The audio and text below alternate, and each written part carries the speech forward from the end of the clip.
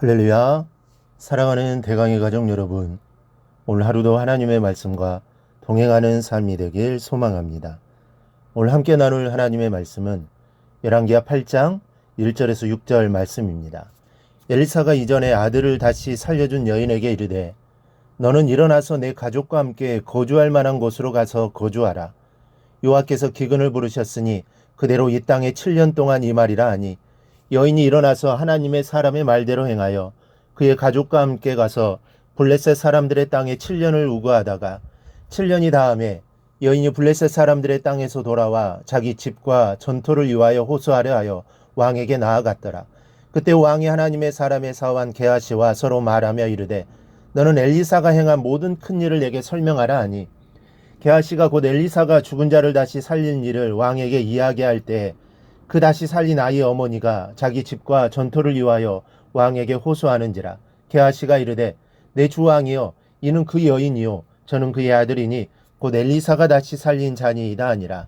왕이 그 여인에게 물음에 여인이 설명한지라. 왕이 그를 위하여 한 관리를 임명하여 이르되 이 여인에게 속한 모든 것과 이 땅에서 떠날 때부터 이제까지 그의 밭의 소출을 다 돌려주라 하였더라. 아멘. 여러분, 세상에서 가장 머리가 나쁜 분이 누구인지 아십니까? 바로 우리 주님이십니다. 우리 주님은 도무지 계산도 할 줄 모르는 아주 머리가 안 좋으신 분이십니다. 10원을 빌렸으면 10원을 갚아주거나 아니면 이자를 후하게 쳐서 20원을 돌려주면 될 것을 기둥뿌리를 뽑아서 주시는 분이시기 때문입니다. 우리가 사용하는 지폐 가운데 5만원권과 5천원권이 색깔이 약간 비슷합니다. 그래서 어두운 곳에서 보면은 구분이 잘 가지 않습니다. 그래서 택시 기사들이 종종 실수를 하기도 합니다. 5천원을 받았는데 5만원을 받은지 알고 거스름돈을 많이 남겨주는 경우가 있었습니다. 당연히 돌려주어야 하지만 불량한 사람들에게는 수지 맞는 일입니다. 그래서 말씀인데 우리는 이만저만 수지 맞는 사람들이 아닙니다. 우리 주님은 도무지 계산을 할 줄 모르시는 분이기 때문입니다. 열왕기하 4장을 보면 수넴 여인이 엘리사에게 음식을 대접하고 잠자리를 제공하며 휴식처를 마련해 준 일이 있습니다. 그런데 하나님은 이 여인이 얼마나 고마웠던지 그녀에게 자식이 없다는 것을 아시고 아들을 낳게 해주셨습니다. 은혜는 여기에 멈추지 않습니다.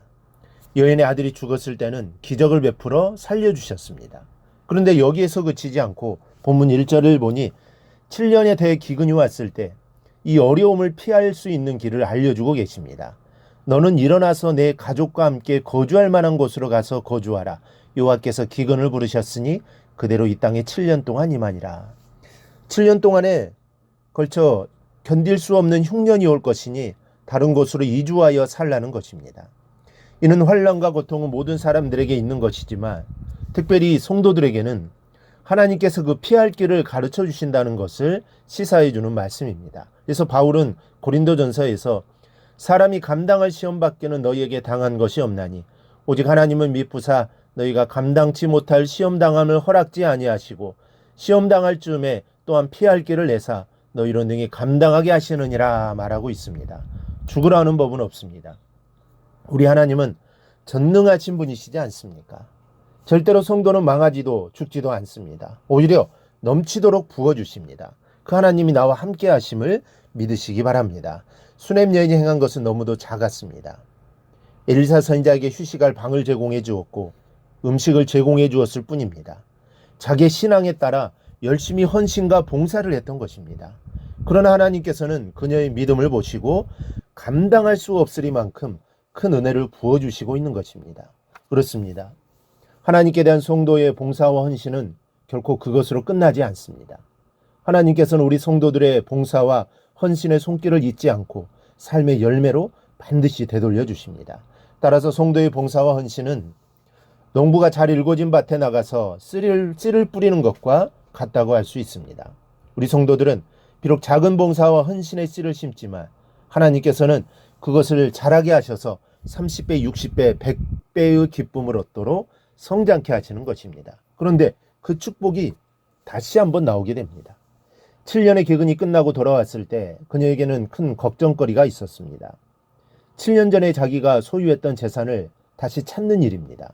아마도 그녀의 땅이 다른 사람의 소유가 되어버린 것 같습니다. 3절을 보면 7년이 다음에 여인이 블레셋 사람들의 땅에서 돌아와 자기의 집과 전토를 위하여 호소하려 하여 왕에게 나아갔더라.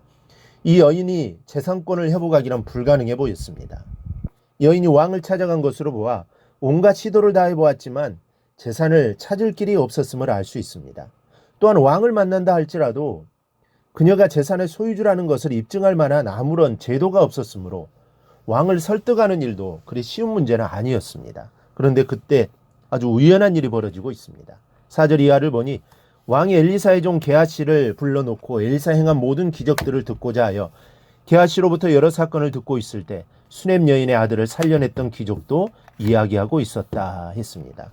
왕이 엘리사의 기적에 대한 이야기를 흥미진진하게 듣고 있을 때, 그것도 수넴 여인에 대해 이야기하고 있을 그때 바로 수넴 여인이 왕에게 호소하러 왔던 것입니다. 그러므로 자연히 게하시가 증인이 되었던 것입니다. 이 왕이 명하기를 이 여인에게 속한 모든 것과 이 땅에 떠날 때부터 이제까지 그의 밭의 소출을 다 돌려주라고 했습니다. 땅만이 아니라 7년 동안 얻은 곡식까지 돌려주라는 것입니다. 이것은 순간순간마다 하나님의 손길이 작용하고 있다는 것을 알게 해줍니다. 성도 여러분, 이 여인을 향해 끝없이 은혜와 복을 베푸시는 좋으신 하나님을 보십시오. 주님께서는 우리의 행동을 계산해서 복을 주시는 분이 아니라 나의 믿음이 작고 행동이 불완전하기는 하나 이 작은 것을 보시고 큰 복을 주시는 분이심을 믿으시기 바랍니다. 주님께서는 끝없는 은총과 복을 우리에게 베풀어 주시는 것입니다. 그러한 하나님의 복을 누리며 살아가는 복된 성도들이 다 되기를 주님의 이름으로 축원합니다. 오늘 묵상한 말씀을 굳게 잡고 삶으로 실천하며 살아내는 대강의 모든 성도들이 되기를 축복합니다.